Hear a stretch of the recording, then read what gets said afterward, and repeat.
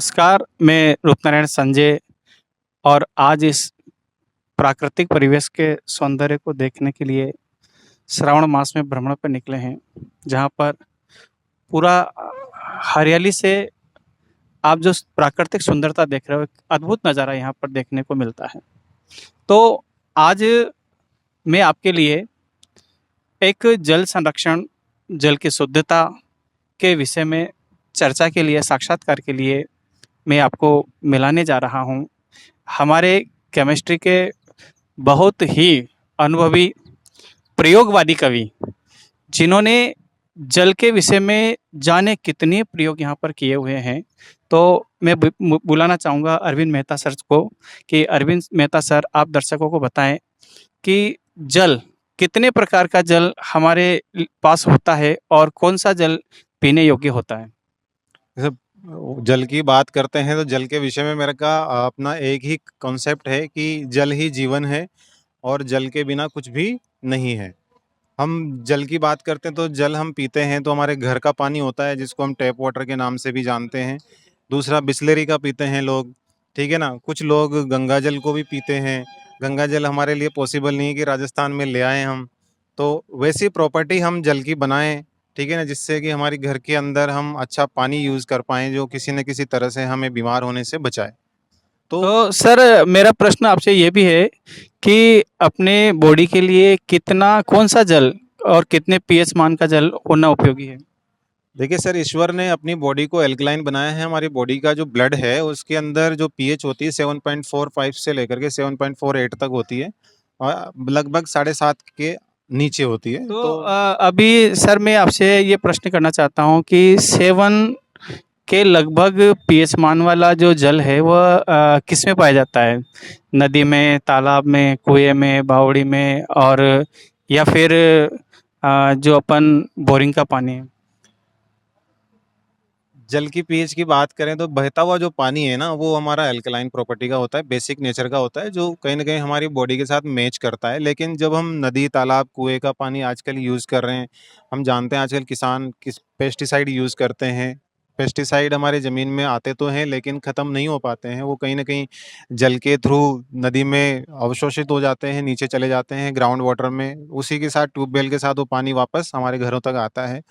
तो वो जो पानी है ना, वो एसिडिक हो चुका है। मैं अपने घर का पानी, कुएँ का पानी आता है, ट्यूबवेल का पानी आता है, मैं उसको चेक कर चुका हूँ।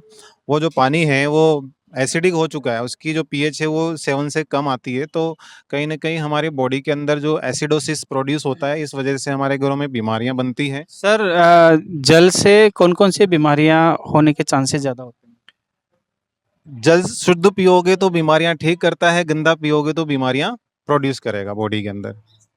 तो मेरा प्रश्न आपसे ये भी है कि जल ठीक कौन-सा पिएँ? जैसे बहुत सारे कहते हैं कि बिसलेरी का पानी है, इधर से बहुत सारे बोतल का पानी पीने से लोग शुद्धता को कि बिल्कुल शुद्ध होते हैं। क्या ये जल शुद्ध होता है?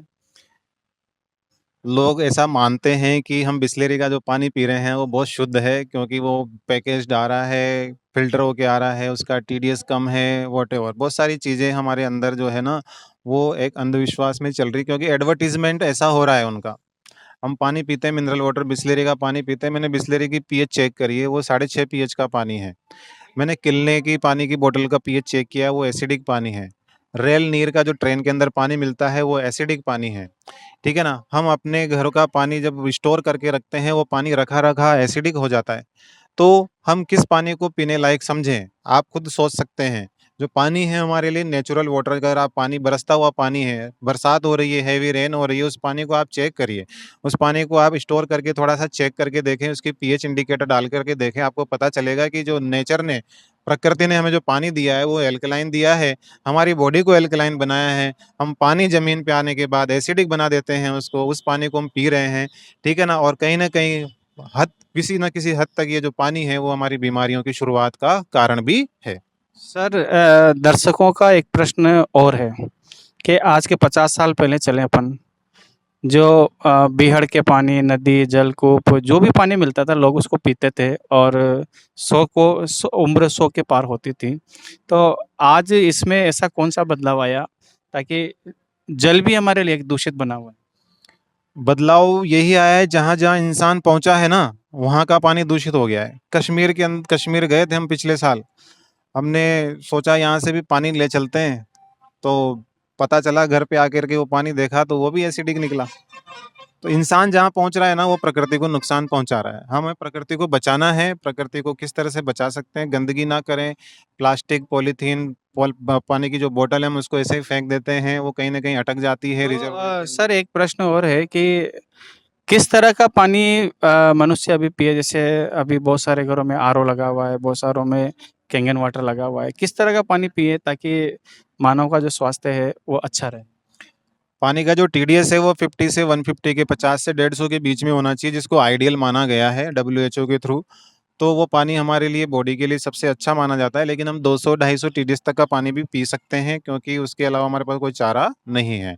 हमारे पास नदी का पानी, तालाब का पानी जो बहता हुआ